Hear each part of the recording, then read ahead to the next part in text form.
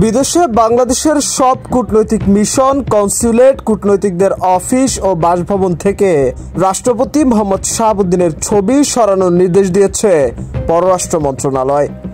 বিভিন্ন মিশন সূত্রে জানা গেছে, এই নির্দেশনা কোনো আনুষ্ঠানিক চিঠি বা ইমেলের মাধ্যমে নয়, বরং টেলিফোনে কয়েকজন রাষ্ট্রদূত ও হাইকমিশনারকে জানানো হয়েছে।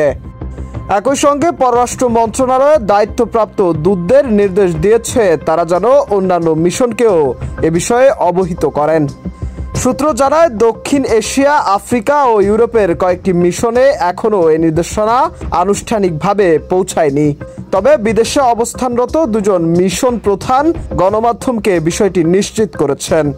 তাদের দাবি, শুধু ছবি সরানোর বিষয়টি নয়, বরং নির্দেশনা বাস্তবায়ন এবং ছবি সরানোর বিষয়টি তদারকি করবেন তারা।